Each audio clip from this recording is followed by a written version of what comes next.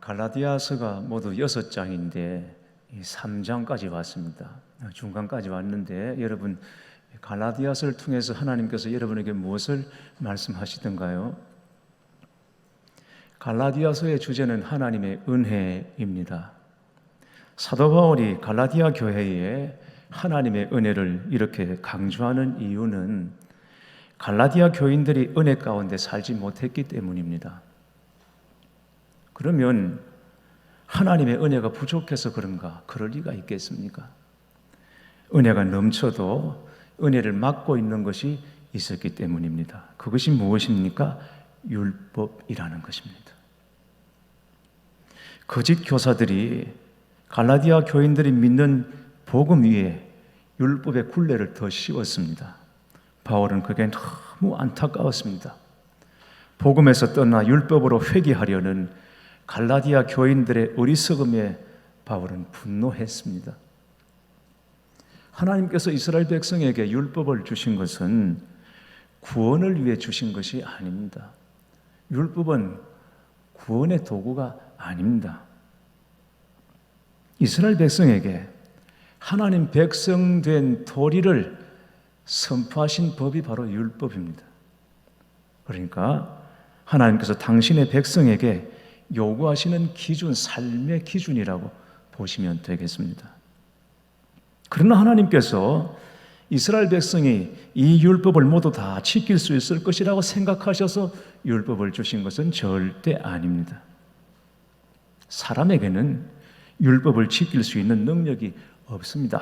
아무리 순전한 사람이라 할지라도, 아무리 율법에 정통한 사람이라 할지라도 율법을 다 지킬 수 없습니다. 그렇기 때문에 율법을 가지고 스스로 기준을 채워서 구원에 이르고자 한다면 그것은 철저하게 실패할 수밖에 없다는 것이죠. 오늘 본문 10절은 이것을 율법의 저주라 했습니다. 율법의 저주. 무릇 율법 행위에 속한 자들은 저주 아래에 있나니 기록된 바 누구든지 율법책에 기록된 대로 모든 일을 행하지 아니하는 자는 저주 아래에 있는 자라 하였습니다. 교회 여러분, 오늘 우리는 어떻습니까? 내가 율법에서 벗어나 믿음으로 산다고 하지만 그럼에도 불구하고 아직 율법의 그늘 아래에 있다고 하는 증거가 무엇입니까? 그것은 불행한 일이 생기면 내가 무슨 죄를 지어서 이런 일이 생기나 하고 생각하는 것입니다. 우리 부모가 무슨 죄를 지어서 해결하지 못한 죄가 있어서 이런 일이 생기나 라고 생각하는 것입니다. 율법의 정신은 인과응보입니다. 적지 않은 성도들이 이런 생각에 사로잡혀 있습니다. 불행한 일이 생기면 내 잘못이고 일이 잘 되면 내가 하나님 앞에 잘해서 내가 의로워서 그런 줄 압니다.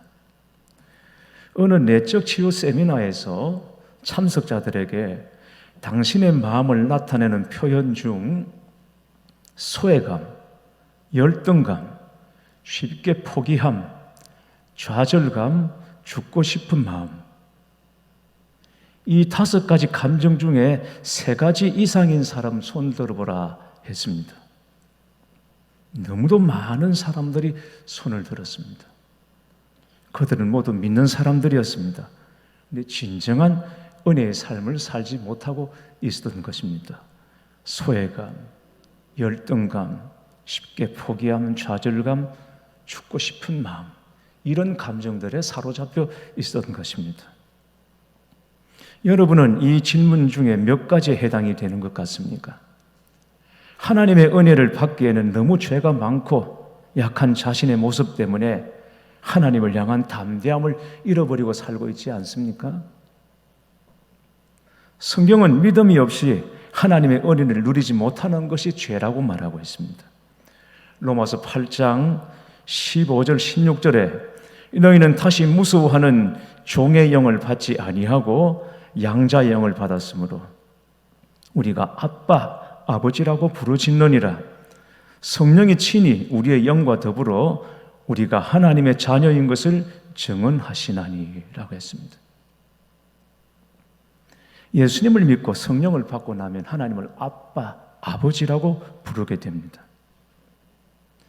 이것은 단순히 하나님을 아버지라고 부르는 것만을 말하지 않습니다. 하나님이 우리에게 더 이상 두려움의 대상이 아니라는 것입니다. 불신자들에게는 무서워하는 종의 영이 역사하지만 믿는 자, 구원받은 자들에게는 양자의 영이 임하시기 때문입니다. 그래서 하나님을 아빠, 아버지, 감히 하나님, 옛날 이스라엘 백성들은 이름조차 부르지 못했던 그 하나님을 내 아빠, 아버지라고 부를 수 있게 된다는 것입니다. 이 은혜가 얼마나 놀라운 것인지 모릅니다. 요한계시록 21장 8절에 보면 불과 유황에 타는 지옥에 갈 자들을 열거하고 있습니다.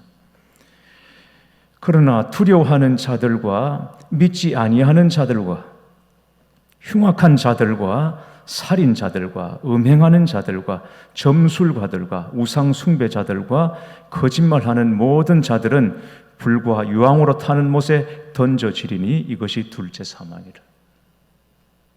누가 지옥 간다 그랬습니까? 흉악한 자, 살인하는 자, 음행하는 자, 거짓말하는 자, 점술가들, 우상 숭배자들, 이런 자들을 열거하면서 그 사람들보다 먼저 지옥에 갈 자로 두려워하는 자라고 말했습니다. 거짓말하는 자, 음행한 자, 우상 숭배하는 자, 점술가들, 누가 뭐래도 죄인들입니다. 그런데 그 사람들보다 앞서서 두려워하는 자들이 지옥 갈 자라고 말하고 있습니다. 언뜻 이해가 되지 않습니다, 여러분. 두려워하는 것이 그렇게 큰 죄인가? 두려워하는 것이 그렇게 큰 잘못인가? 그러나 이것은 윤리적인 죄를 말하는 것이 아닙니다. 그의 영적인 상태를 말하는 것입니다. 믿지 않으니까 구원을 못 받았죠. 그러니까 죄의 종이 되었습니다. 그에게는 하나님이 두려운 존재입니다. 지옥 갈 자를 첫 번째로 언급하고 있습니다. 단순히 하나님을 믿는다고 다 구원받는 믿음이 아닙니다. 야고보 사도는 야고보서 2장 19절에 내가 하나님은 한 분이신 줄을 믿느냐 잘하는도다 귀신들도 믿고 떠느니라 했습니다. 단순히 믿음만 말하자면 귀신도 하나님을 믿습니다. 하나님의 존재를 압니다. 그러나 그 믿음이 소용없는 것은 귀신에게는 하나님이 두려움의 대상입니다. 신앙서적 중에 가문의 저주를 끊어야 한다고 주장하는 책들이 많이 있습니다. 이런 집회를 인도하는 분들도 있습니다. 아마 여러분 기도 중에 이런 기도가 있을지도 모르겠습니다.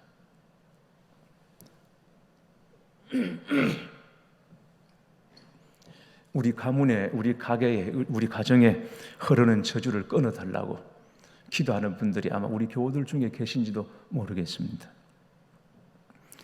그러나 조심해야 할 것은 예수님을 믿어도 가게의 저주는 그냥 남아있다고 하는 것, 이 믿는 자체가 문제입니다.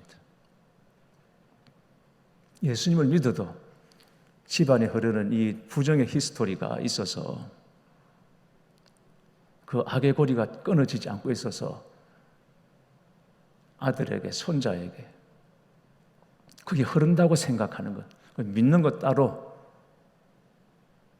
그 믿음대로 사는 것 따로, 이게 문제라는 것입니다. 예수님을 믿는다고 하지만 예수님 믿으면 모든 저주가 예수님 안에서 다 끊어졌다라고 분명히 믿고 여기고 그것을 누리지 못하기 때문에 계속 그런 부정적인 생각에 사로잡혀 있습니다. 우리가 믿는 예수님을 너무 작게 보는 것입니다. 너무 가볍게 보는 것입니다. 오늘 말씀에서 우리는 분명히 알아야 합니다. 예수 그리스도 안에서 저주가 끊어졌다라는 사실. 13절 말씀을 보시죠. 그리스도께서 우리를 위하여 저주를 받은 바 되사 율법의 저주에서 우리를 속량하셨으니 기록된 바 나무에 달린 자마다 저주 아래 있는 자라 하였습니다. 우리는 흔히 생각하기를 이 십자가형은 로마의 사형법이라고 생각을 하지만 사실은 그 이전에 이스라엘에서 시행했던 형벌이었습니다. 신명기 21장 23절에 보면 신명기 21장 23절에 보면 죄를 지은 사람을 처형해서 그 시체를 나무에 매달아 놓으라는 율법의 규정이 나와 있습니다. 그러니까 로마가 이스라엘을 점령하기 전에 이미 이스라엘 사람들은 십자가에 매달아 사람을 죽이는 체형을, 이 형벌을 사용하고 있었던 것이에요. 자, 이 사실이 왜 중요하냐? 이 사실은 왜 유대교 지도자들이 그토록 예수님을 십자가에 매달아 처형하려고 했는지를 알 수 있게 해주는 것입니다. 총독 빌라도가 바라바를 놓아줄까 예수를 놓아줄까 제안했을 때 종교 지도자들의 사주를 받은 무리들이 악을 쓰고 외쳐주지 않습니까? 그를 십자가에 못 박으소서, 그를 십자가에 못 박으라, 예수를 십자가에 못 박으라고. 바라바는 절대 안 돼요. 바라바는 풀어주고 예수를 십자가에 못 박으라고. 종교 지도자들은 처음부터 예수님을 십자가에 매달 계획을 가지고 상황을 그렇게 끌고 갔습니다. 그들이 예수님을 십자가에 못 박아 죽이려고 한 이유는 단 하나입니다. 그렇게 해야 사람들의 눈에, 이 군중들의 눈에 예수님의 이 신분이, 예수님의 정체가 제대로 드러난다. 그게 뭐냐? 하나님의 아들도 아니고 메시아도 아닌데 자기가 나서서 그랬다고 해서 하나님의 저주를 받아 죽은 죄인에 불과하다. 왜? 율법에 나무에 매달린 자는 하나님이 저주를 받은 자라고 이미 얘기를 했으니까. 그래서 예수님을 십자가에 못 박으려고 그렇게 미리부터 계획을 세우고 그 방향으로, 그 상황으로 몰고 갔습니다. 하나님의 아들? 무슨 소리? 메시아? 택도 없는 소리. 혼자서 떠들다가 하나님의 저주를 받아 죽은 죄인에 불과하더라고요. 사도 바울은 여기에 대해서 말합니다. 그리스도께서 우리를 위하여 저주를 받은 바 되사 율법의 저주에서 우리를 속량하셨으니 기록된 바 나무에 달린 자마다 저주 아래에 있는 자라 하였습니다. 예수님이 하나님의 저주를 받아 돌아가신 것은 맞다, 사실이다. 그런데 예수님이 저주를 받으신 것은 율법의 저주에서 우리를 속량하시기 위하여 우리의 저주를 대신 받으신 것이라. 여기 우리를 위하여라고 했는데 여기 위하여라는 말을 헬라어로 휘페르라고 합니다. 휘페르. 이 말은 대신하다라는 뜻입니다. 대신하다. 그리고 속량했다. 속량하단 말은 몸값을 지불하다는 뜻입니다. 그러니까 우리는 다 죄의 종이었지만 예수님께서 우리를 대신해서 몸값을 치르시고 지불하신 덕분에 우리는 죄에서 풀려나 자유하게 되었다라는 것입니다. 이 말씀을 하고 있는 것입니다. 요즘 주택 전월세 문제로 온 나라가 들끓고 있습니다. 그런데 여러분, 이런 일을 한번 생각해 보십시오. 어떤 사람이 무거운 주택 융자를 물고 있었습니다. 그런데 설상가상 그는 실직을 해서 더 이상 융자를 갚을 수 없게 된 것입니다. 한 달, 두 달 자꾸 납입금이 밀리게 되었습니다. 그러나 갚을 길은 전혀 없습니다. 시간이 지나면서 빚은 늘어만 가고 상황이 호전된 가능성은 하나도 없습니다. 그런데 그때 한 친구가 그의 빚을 갚아주겠다고 제의를 한 겁니다. 그 친구는 연체금을 다 갚아주고 융자를 다 갚을 때까지 매달 자기 계좌에서 납입금이 자동 이체되도록 해주었습니다. 여러분, 이런 것을 속량했다고 말하는 것입니다. 빚진 자에게는 일종의 구속자인 것입니다. 바울은 우리가 죄 아래에 있다고 말합니다. 우리는 하나님께 빚을 지고 그때 갚지 못하고 있습니다. 자꾸 빚이 쌓이고 있습니다. 우리에게는 그렇게 할 소망이 전혀 없습니다. 그러나 성경은 우리에게 참으로 신실한 한 친구가 있음을 말하고 있습니다. 예수님이십니다. 예수님께서 우리가 하나님께 진 빚을 갚기 위해 오셨다는 것입니다. 예수님께서는 우리의 연체금만 지불하고 우리가 지불할 금액을 제 날짜에 맞추어 낼 수 있도록 하시겠다는 정도가 아니라 우리가 진 빚 전체를 다 갚아주시겠다고 말씀하시는 것입니다. 예수님께서 우리의 빚을 모두 다 갚아주심으로 우리는 빚에서 놓여서 자유함을 얻게 된 것입니다. 이 일을 이루시기 위하여 예수님께서 십자가 지시고 친히 저주를 받으셨다라고 말하는 것입니다. 그런데 이 구원의 은혜가 어느 날 갑자기 주어진 것이 아닙니다. 아주 오래전 하나님께서 아브라함을 통해서 분명히 약속하셨습니다. 창세기 17장 7절에서 8절 말씀 보면 네가 내 언약을 나와 너 및 내 대대 후손 사이에 세워서 영원한 언약을 삼고 너와 내 후손의 하나님이 되리라 하셨고, 창세기 22장 17절에서 18절 말씀 보면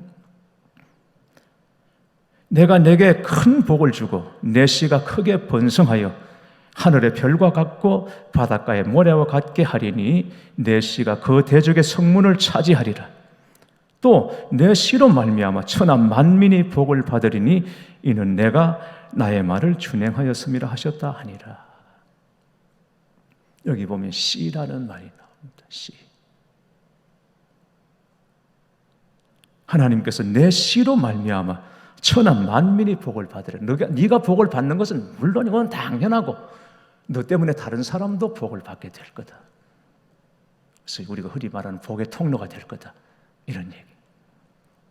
그리고 오늘 본문 16절에 이 약속들은 아브라함과 그 자손에게 하신 것인데 여럿을 가리켜 그 자손들이라고 하지 아니하시고 오직 한 사람을 가리켜 내 자손이라 하였으니 곧 그리스도라 했습니다. 여러분, 창세기에 약속하신 씨와 오늘 본문에 말씀한 자손은 같은 말입니다. 씨나 자손은 같은 것입니다. 유대인들은 이 씨와 자손이 자신들을 가리키는 집합 명사로 이해했어요. 유대인들이라고 생각했어요. 그 씨가 바로 우리 유대인들, 그 자손이 바로 우리 유대인들. 이 씨라는 말, 자손이라는 말을 복합 명사로, 집합 명사로 이해를 했습니다. 그러나 성경은 그렇게 말하지 않습니다. 씨들이라고 말하지 않습니다. 자손들이라고 말하지 않습니다. 씨, 자손이라고 단수 명사로 표하고 있습니다. 누구입니까? 예수 그리스도입니다. 예수님이십니다. 예수님이 곧 아브라함을 통해서 약속하신 하나님의 언약의 성취이십니다. 예수님 안에 구원이 있습니다.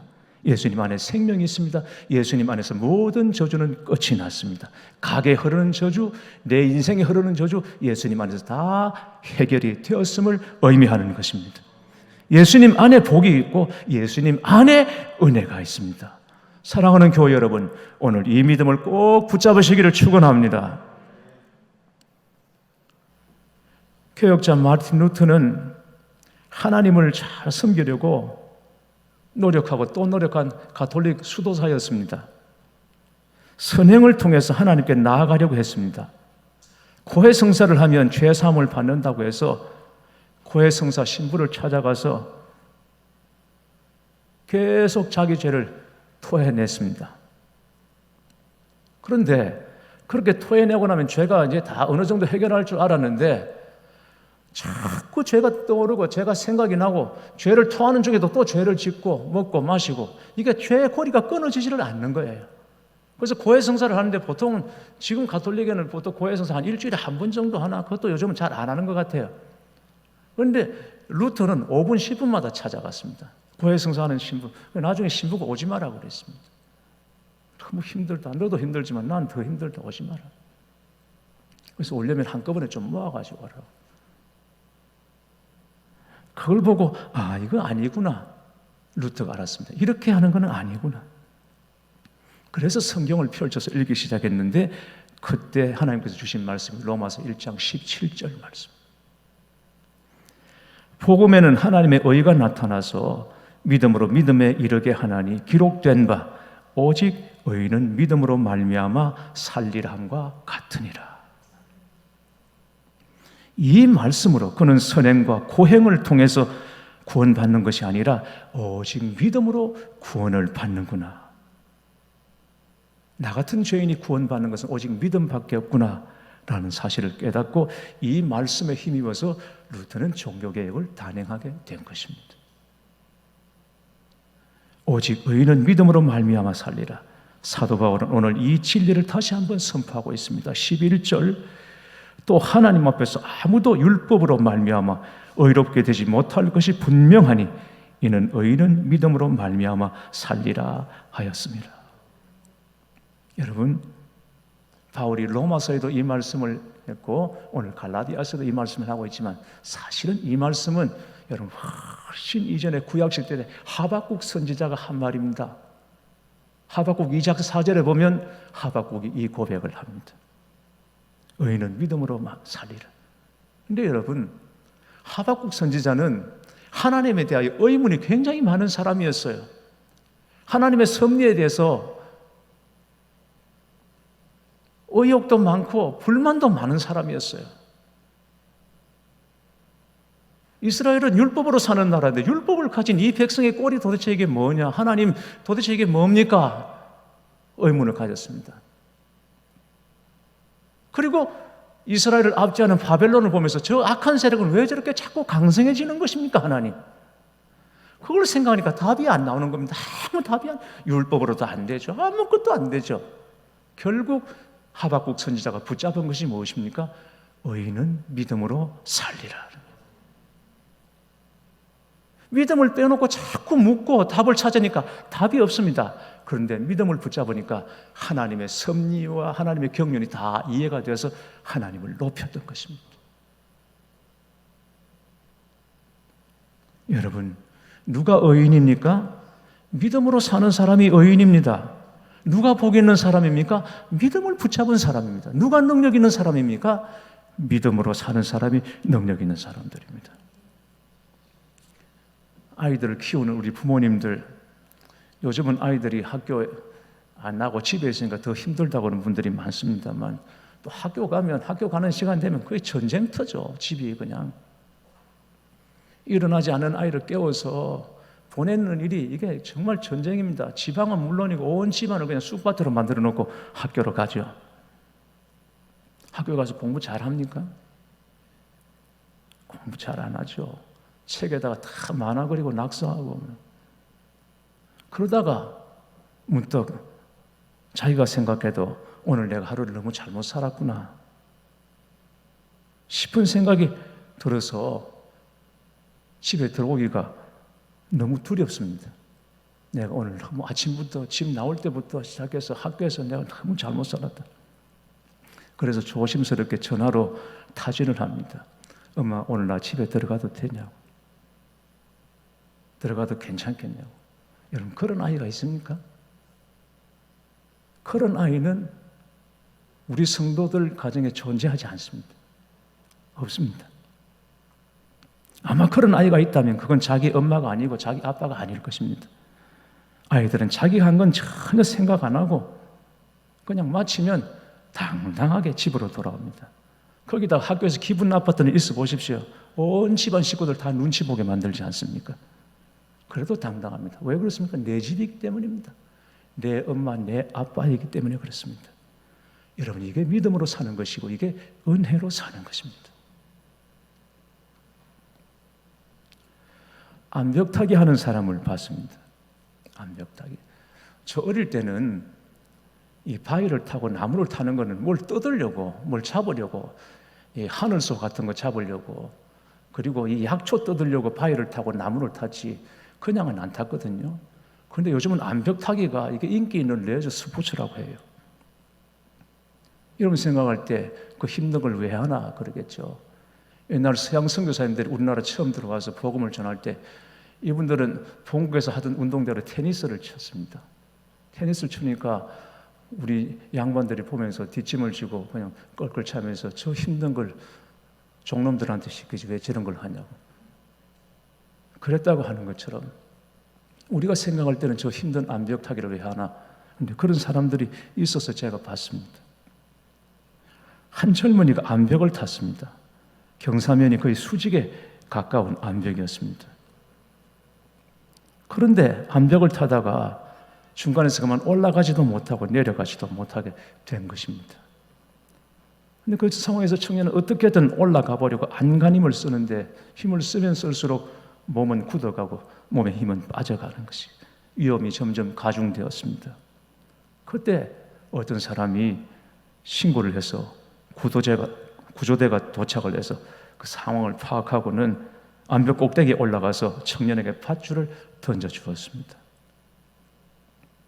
그 순간에 청년은 선택의 기로에 선 것입니다. 자신의 능력을 의지하고 끝까지 그걸 붙잡고 있을 것인지 아니면 구조대가 던져준 밧줄을 의지할 것인지. 다행히 청년은 밧줄을 잡았습니다. 암벽을 타던 손을 놓고 밧줄을 잡는 데에는 그 청년 나름대로의 믿음이 필요했던 것이죠. 여러분, 살다 보면 우리도 암벽에 매달려서 꼼짝을 못하고 두려움에 얼어붙을 때가 있습니다. 낑낑거리면서 암벽을 올라가서 어느 정도 위치에 도달했는데 정상에 이르지 못한 상황에서 그만 우리를 받쳐주는 받침대가 무너져 내버린 것입니다. 지지대가 없어져 버렸습니다. 과연 어떻게 해야 되겠습니까? 여러분, 그때 하나님께서 던져주시는 밧줄이 있어요. 그 순간에 하나님이 던져주시는 밧줄이 있습니다. 그 밧줄은 사랑과 은혜로 꼬아서 만든 강력한 밧줄인 것입니다. 더군다나 그 밧줄을 붙잡고 계신 분은 만왕의 왕 만주의 주이신 하나님이십니다. 어떻게 해야 되겠습니까? 우리는 당연히 믿고 그 줄을 잡아야 되지 않겠습니까? 그게 구원의 은혜로, 구원의 복으로 살아가는 비결인 것입니다. 함께 예배하는 성도 여러분, 우리가 서로 다 처지를 알지 않습니까? 나도 알고 여러분도 알고, 내가 아는 나, 여러분이 아는 저. 여러분, 그게 무엇입니까? 우리는 아무것도 아니라는 존재, 아무것도 아닌 존재. 그래서 성도는 자기 자신 때문에 절망하고 예수 그리스도 안에서 소망을 붙잡는 사람인 것입니다. 믿음 안에서 이 소망을 붙잡으시고 이번 한 주간도 승리하시는 여러분 되시기를 축복합니다.